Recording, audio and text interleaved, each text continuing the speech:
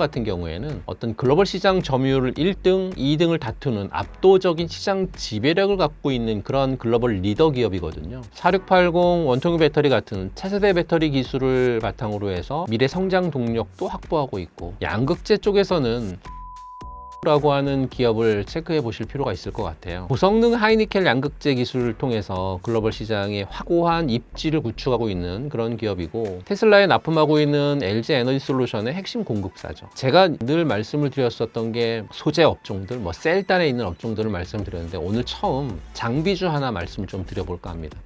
이차전지 앞으로의 전망은 어떻게 보시나요? 최근에 이차전지 주가가 정말 심상치 않은 반등세를 보이면서 많은 분들의 기대를 모으고 있는데요. 과연 이런 반등이 추세적인 상승의 시작일지, 아니면 일시적인 현상일지에 대한 질문 굉장히 많이 하시거든요. 근데 이 반등이 저는 단기적인 기술적 반등을 넘어서 펀더멘탈 회복에 대한 어떤 기대감이 반영된 본격적인 상승의 시작일 가능성이 굉장히 높다라고 좀 전망을 하고요. 지금의 반등을 이끌고 있는 핵심 모멘텀 한 3가지 정도 말씀을 좀 드려볼게요. 첫 번째는 IRA 효과에 대한 어떤 실적 반영에 대한 본격화인데, 올해 2분기 실적 발표에서도 나타났던 것처럼 LG 엔솔이라든지 SK온 같은 국내 셀 기업들이 미국의 IRA를 통해서 톡톡히 어떤 효과를 많이 누리고 있는 것 같고요. 그러면서 예상치를 기대하는 상회하는 실적을 좀 발표했죠.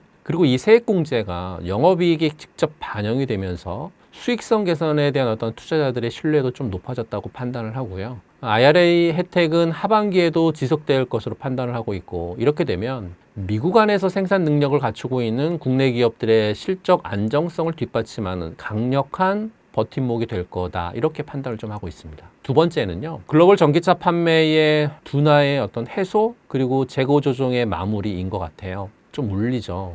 2025년 상반기에 그 글로벌 전기차 시장은 여전히 수요 둔화라고 하는 성장통을 좀 겪었지만, 중국하고 유럽 시장을 중심으로 전년 대비해서 20% 이상의 견조한 성장세를 이어가고 있다는 거죠. 특히 이로 인해서 지난 1년 동안 쌓였었던 배터리 소재 기업들의 재고가 상당 부분 소진되면서 공장 가동률 상승에 대한 기대감이 매우 커졌다라고 볼 수 있습니다. 세 번째는 배터리 그 소재 가격의 안정화예요. 2차전지 주가 변동성을 키웠던 건 역시나 리튬이나 니켈 같은 핵심 광물 가격이 바닥을 확인하고 또 안정적인 국면에 접어들 수 있었기 때문에, 그로 인해서 일부 광물들은 수요 회복 기대감으로 소폭 상승하는 모습을 보였으니까요. 올해 하반기 같은 경우에 이 광물 가격의 반등의 시작점이다라고 판단하고, 또 내년 같은 경우에 2차전지 산업의 전기차 대중화하고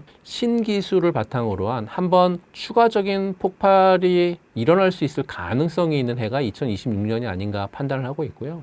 내년 같은 경우에 배터리 가격 하락으로 보조금 없이도 내연기관차하고의 가격 경쟁력을 갖춘 일명 한 2, 3만 원대의 보급형 전기차 모델들 대거 출시될 건데요. 이렇게 되면 그동안 가격이 비쌌다, 그래서 전기차 구매를 망설였었던 주류 소비자들의 수요가 폭발적으로 늘어날 것으로 좀 판단을 하고 있거든요. 그리고 삼성 SDI의 전고체 배터리, 또 LG 에너지 솔루션의 4680 원통형 배터리 같은 꿈의 배터리라고 할 수 있는 이런 기술들이 내년에는 본격적인 상용화 단계로 접어들 거예요.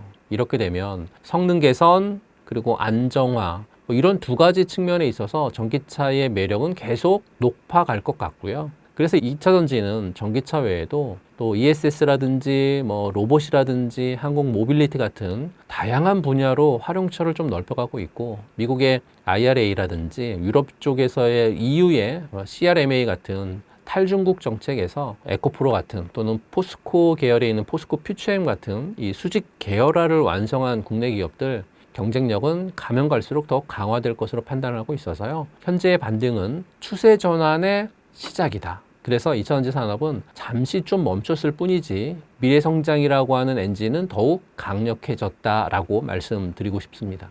그래서 LG 에너지 솔루션과 삼성 SDI의 강점은 3원계 배터리인데 LFP 배터리 생산을 늘리고 있는데요. 국내 배터리 회사가 LFP 시장에 진출하는 이유는 무엇이고 중국에 비해 뒤처진 것은 아닐까요? 국내 배터리 기업들의 LFP 시장 진출은 단순한 중국 추격이 아니고요. 글로벌 배터리 시장 전체를 장악하기 위한 어떤 고도의 전략적인 어떤 선택이다라고 볼 수 있을 것 같아요. 그러니까 국내 배터리 회사가 사실 LFP 시장에 진출하는 이유는 한 몇 가지가 나와 있는데, 첫 번째 얘기를 해드리면 가격을 앞세운 시장 다변화에 어떤 대응하기 위한 전략이 아닐까 싶어요. 그러니까 3원계 배터리는 에너지 밀도가 높잖아요. 그래서 프리미엄 전기차 시장을 장악을 하고 있는데, 하지만 전체 시장의 70% 이상을 차지하고 있는 게 보급형 전기차하고 ESS 시장인데, 여기는 이제 저렴한 가격을 무기로 한 LFP 배터리가 주로 차지하고 있거든요. 이러다 보니까 국내 기업들이 이 거대한 LFP 시장을 포기할 수는 없고, 고객사들의 다양한 니즈를 충족하기 위해서 LFP를 포트폴리오에 추가하는 것으로 좀 생각을 해야 될 것 같고요. 두 번째는 탈중국 공급망 핵심의 어떤 대안이기 때문에인 것 같습니다. 미국의 IRA라든지 유럽의 CRMA 같은 중국산 배터리하고 부품에 대한 의존도를 낮추도록 강제하고 있잖아요. 그러다 보니까 LFP 시장을 장악한 중국 기업들과의 경쟁이 심화될 수밖에 없고, 국내 기업들이 직접 LFP 배터리를 생산하면 미국이라든지 유럽차 쪽에서의 그 완성차 업체들 탈중국 LFP 공급망이라고 하는 확실한 대안을 제공할 수 있기 때문이 아닌가라고 판단하고 있고요. 세 번째는 기술력을 앞세운 LFP 시장의 재편의 어떤 노림수인 것 같아요. 그러니까 국내 기업들이 단순히 중국의 기술을 따라가는 게 아니라 이미 3원계 배터리에서 축적된 어떤 세계 최고의 R&D 역량을 바탕으로 해서 차세대 LFP를 개발하고 있는 거죠. 기존의 LFP의 단점인 낮은 에너지 밀도를 극복하고 저온 가능성, 그러니까 저온 성능을 강화하는 업그레이드한 LFP로 중국과의 어떤 기술 격차를 좁혀서 시장을 재편하겠다라고 하는 그런 야심찬 계획인 것 같습니다. 국내 배터리 기업의 LFP 진출은 뒤진 것이 절대 아니고요. 3원계 배터리만으로는 전체 시장을 장악할 수 없다. 이게 현실이니까 그 현실을 인정하고 LFP라고 하는 거대한 시장을 새롭게 개척하기 위한 전략적인 선택으로 보시면 될 것 같고요. 프리미엄 시장은 3원계로, 또 대중화 시장과 ESS 시장은 LFP로 공략하는 투트랙 전략을 통해서 시장 리더십을 확고히 하려고 하는 그런 전략인 것 같습니다. 그리고 중국하고의 기술 경쟁이나 또는 가격 경쟁, 지정학적 리스크를 회피하고 오히려 이를 경쟁 우위로 전환시키려고 하는 현명한 리스크 관리라고 판단을 하고요. 앞으로 국내 기업들이 중국의 저가 LFP하고 경쟁하면서 더 나은 성능, 그리고 더 안정적인 공급망을 앞세운 프리미엄 LFP 시장을 새롭게 만들어갈 것으로 판단이 되고, 이렇게 되면 국내 2차 전지 산업의 새로운 성장 동력을 제공할 것으로 생각하고 있습니다. 그래서 고점에 물리신 분들은 오랜 기다림에 지쳐 있으신데요. 많은 투자자가 기다리던 2차전지 업황의 개선이라 할 수 있을까요? 그렇다면 2차전지 업황은 바닥을 찍었다고 볼 수 있을까요? 네, 이 질문에 대한 명확한 답을 찾기 위해서 바닥론을 뒷받침하는 희망적인 신호들하고, 그리고 저나 여러분들이 냉정하게 봐야 될 점들을 모두 좀 짚어드리면, 최근 2차 전지 업황에 대한 긍정적인 전망이 나오는 것은 단순한 이제 기대감이 아니고요. 구체적인 펀더멘탈 지표들이 회복을 가리키고 있기 때문에 바닥론을 뒷받침한 몇 가지 희망적인 신호들이 나오고 있는 거죠. 그 바닥이라고 하는 희망적인 신호들 몇 가지를 좀 살펴보면, 첫 번째는 리튬 가격에 의미 있는 반등이에요. 지난 1년 동안 2차 전지 기업들의 실적을 짓눌렀었던 리튬 가격이 2025년 올해 6월 들어서부터 장기적인 하락 추세를 멈추고 반등에 성공을 하죠. 일부 리튬 선물 가격은 톤당 7만 위안을 돌파하면서 3개월 내에 최고치를 기록하기도 했으니까요. 이를 통해서 전기차 수요 둔화로 인해서 어떤 공급 과잉이 해소가 되고 다시 수요가 공급을 따라잡기 시작했다라고 하는 강력한 신호로 해석할 수 있죠. 리튬 가격 반등은 2차 전지 소재 기업들의 수익성 개선으로 직결되기 때문에 그렇거든요. 두 번째는 제가 영상에서 많이 말씀드렸었던 유럽의 전기차 보조금 정책의 변화입니다. 링크를 통해서 보시는 것처럼 전기차 보조금 지원에 나서고 있는 독일, 영국이거든요. 2024년 말쯤에 독일을 비롯한 유럽의 주요국들이 보조금을 좀 삭감하면서 전기차 판매량이 좀 줄어들었고 수요 둔화를 심화시켰거든요. 근데 최근 들어서 독일, 그리고 영국, 프랑스, 스웨덴 같은 유럽의 주요 국가들이 보조금 정책을 다시 부활시키거나 확대하고 있습니다. 이는 2차 전지 산업의 성장을 포기할 수 없다는 정부의 강력한 의지를 보여주는 사례고요. 유럽의 전기차 보조금이 왜 중요하냐면 유럽의 정책 변화는 전기차 구매 수요를 직접적으로 자극을 해서 글로벌 전기차 시장 회복에 중요한 마중물 역할을 하고 있기 때문에 그렇습니다.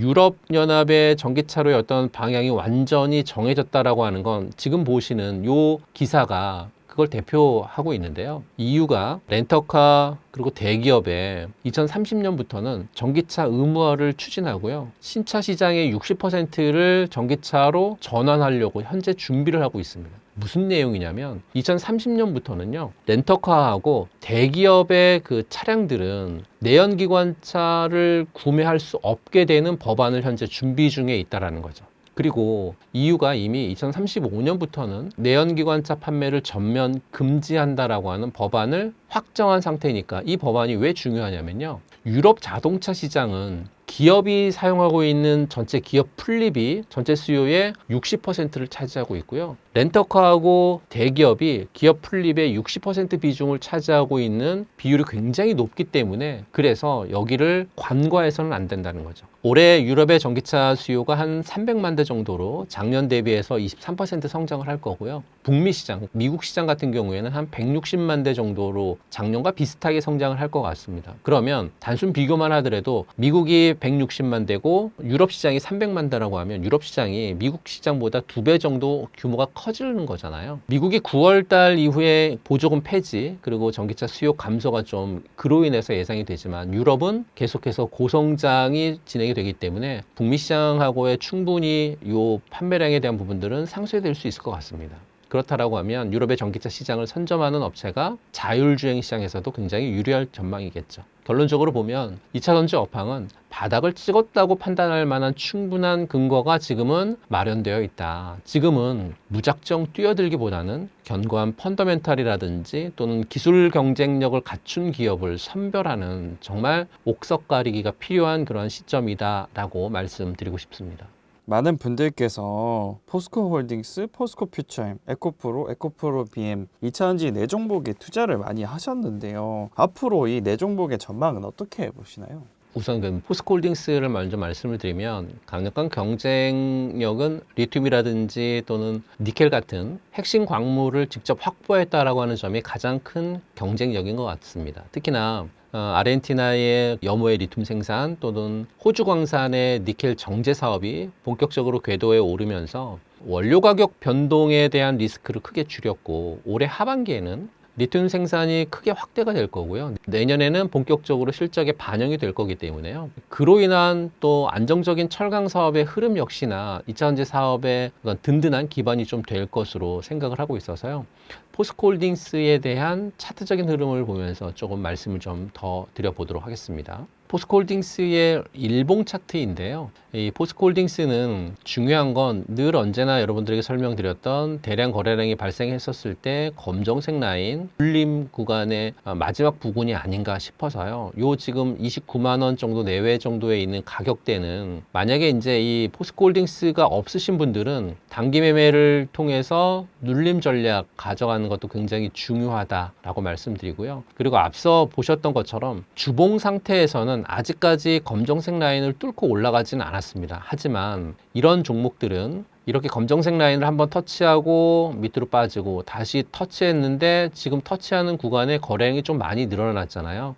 올해 3월달, 4월달보다는 거래량이 굉장히 많이 늘어난 걸 보이실 거예요. 그래서 포스코홀딩스 같은 종목들은 이제는 단기적인 접근이 충분히 가능하다. 여기서 밑으로 이렇게 내려가지는 않을 거고요. 오르락 내리락 반복하다가 슈팅이 나오는 그런 구조로 전개가 될 수 있는 그런 종목이어서 단기적인 매매가 충분히 가능한 종목이 저는 포스코 홀딩스인 것 같다라고 말씀드리고 싶고요. 두 번째 종목은 포스코 퓨처엠인데 아시는 것처럼 국내에서 뭐 음극재, 양극재 모두 생산하는 유일한 기업이잖아요. 포스코홀딩스의 원료 경쟁력을 바탕으로 해서 원가 절감하고 GM 같은 글로벌 고객사하고의 어떤 대규모 계약을 통해서 안정적인 수주를 좀 확보하고 있는 그런 기업인데 하반기부터는 국내외 어떤 생산 능력 확장이 본격화될 걸로 좀 기대하고 있고 또 IRA 수혜가 더해지면서 실적 성장세가 더욱 좀 뚜렷해질 그런 종목이 저는 포스코 퓨처엠이 아닌가 말씀을 좀 드리고요. 차트적인 흐름을 좀 통해서 다시 말씀을 드려보겠습니다. 포스코 퓨처엠의 일봉인데 앞서 포스코 홀딩스하고는 약간 흐름이 전개가 다르죠. 포스코 홀딩스는 검정색 라인을 뚫고 올라가서 이렇게 진행이 되는 반면에 포스코 퓨처엠은 뚫지를 못했어요. 물론 거래량이 많이 나온 거는 다행스러운 거지만 거래량이 많이 나와서 장대 양봉으로 길게 이렇게 1년선 이 검정색 라인을 뚫고 올라가야 되는데 보시면 그렇지 못한 구간이 전개돼서 올랐다가 떨어졌다는 얘기는 이런 포스코 퓨처엠 같은 종목들은 한번 검정색 라인 터치하고 떨어지고 터치하고 떨어지고 요 구간을 한 두세 번 정도 반복을 해야 상승할 수 있는 가능성이 진행이 될 거고요. 물론 이제 단기적인 하락 흐름에 있어서 저는 13만 원 정도 부분이 단기적인 흐름에 있어서의 뭐 눌림 자리가 좀 되지 않을까. 그래서 13만 원 내외 정도의 신규 매수자들은 충분히 요 정도 구간에서는 매수해서 흐름을 체크해 볼 필요는 충분히 있어 보입니다. 다만 포스코 홀딩스하고 포스코 퓨처엠의 주가의 흐름은 다르다. 포스코 홀딩스는 단기적인 매매가 충분히 가능한 종목이지만 포스코 퓨처엠은 단기적인 매매는 조금 이르다라고 해서 포스코 퓨처엠 지금 들어가서 좀 긴 시간을 기다릴 필요는 없지 않을까라고 말씀을 드리고 싶습니다. 세 번째 종목은 에코프로인데 폐배터리 재활용부터 전구체 그리고 양극재까지 그룹 내에서 모든 과정을 해결하는 클로즈 루프 에코시스템을 구축한 그런 기업이거든요. 이를 통해서 생산 효율을 좀 극대화하면서 원가 경쟁력을 높이고 있는 그런 기업이에요. 근데 하반기에 계열사들의 증설이 완료가 되면 본격적인 시너지 효과가 나타날 걸로 좀 보여지고 있고 그룹 전체의 밸류가 재평가될 잠재력이 여전히 높다라고 판단하고 있고요. 에코프로 역시 차트를 보면서 말씀을 좀 드려보겠습니다.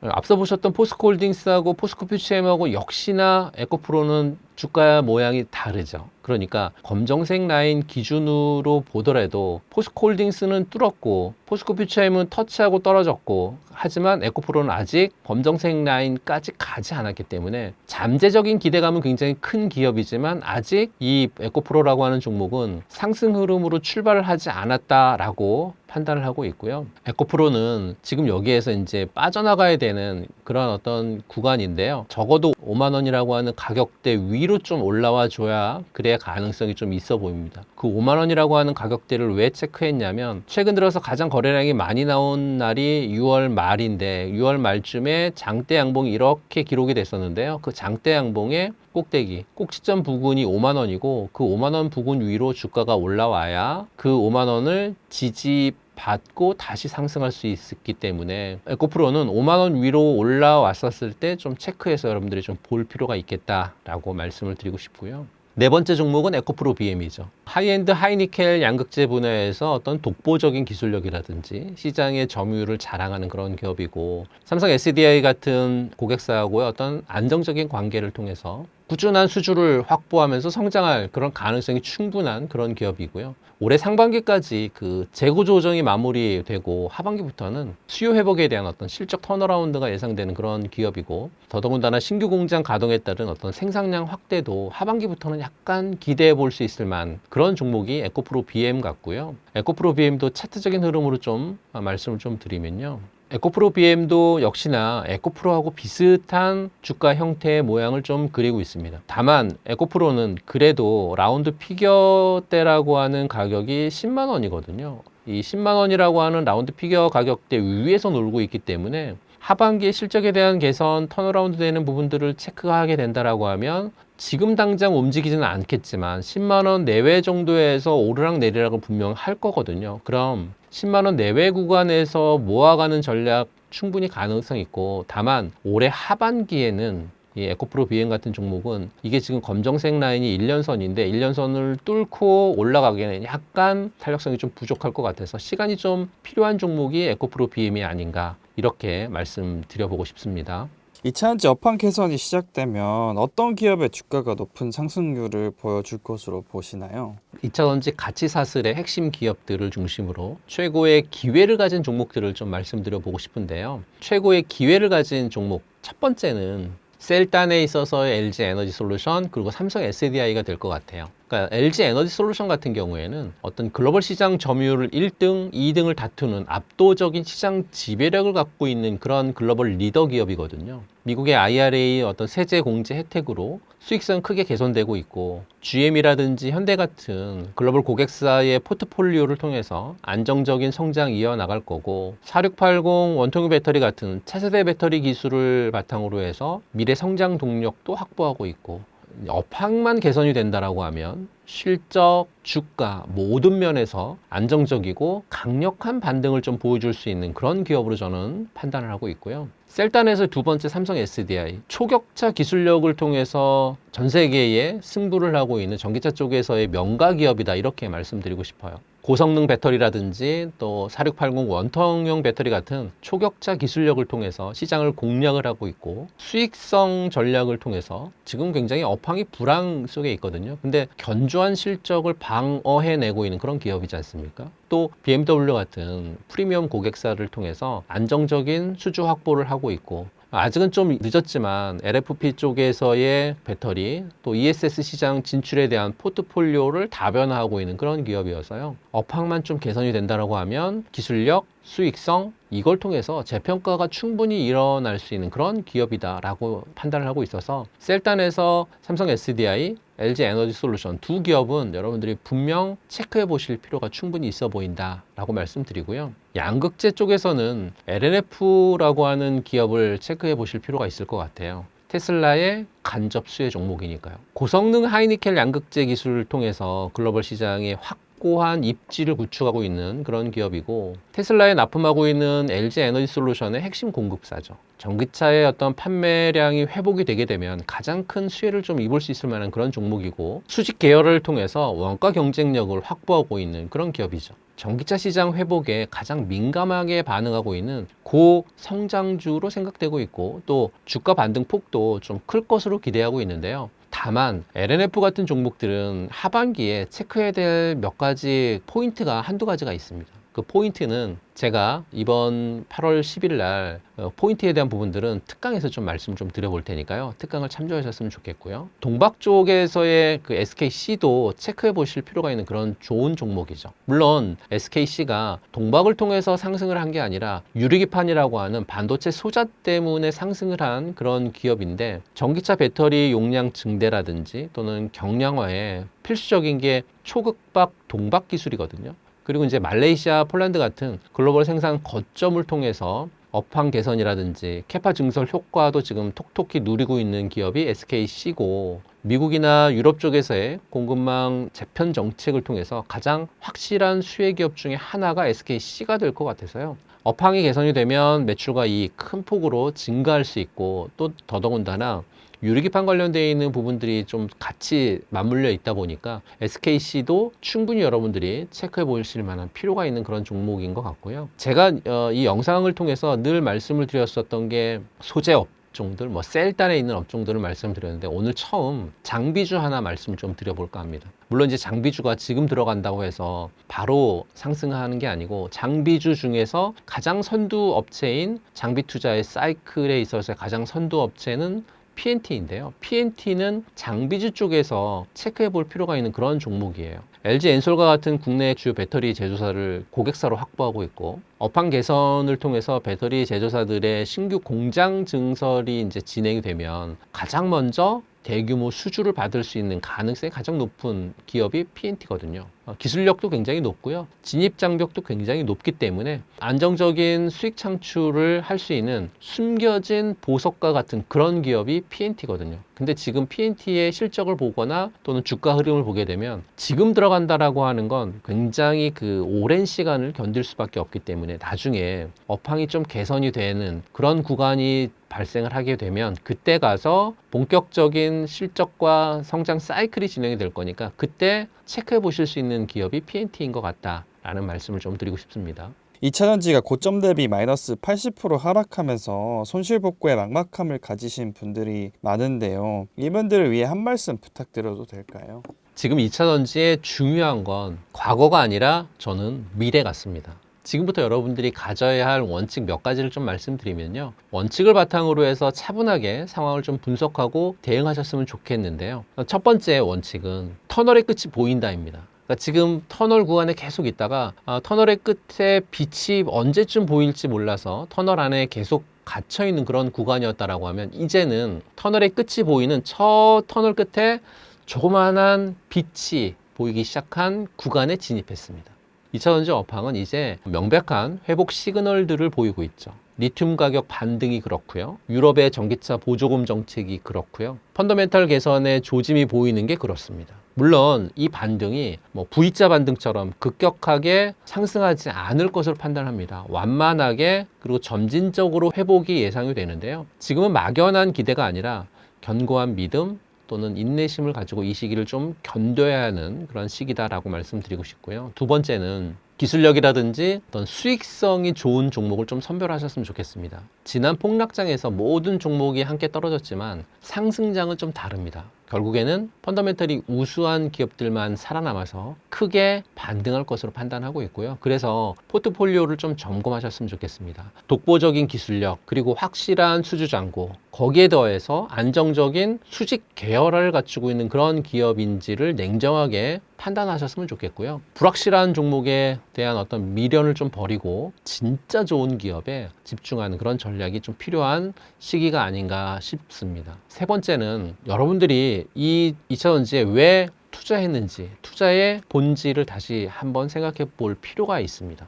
투자는 주가를 사고 파는 게임이 아니고요. 기업의 성장을 함께하는 여정이라고 생각을 하거든요. 지난 폭락의 고통을 단기적인 투자가 아닌 장기적인 투자를 배운 소중한 경험으로 받아들이셨으면 좋겠고요. 지금의 그 어려움을 비싼 수업료라고 생각하고 앞으로의 기업의 가치를 보고 장기적인 안목으로 투자하는 원칙을 세워야 한다라고 판단합니다.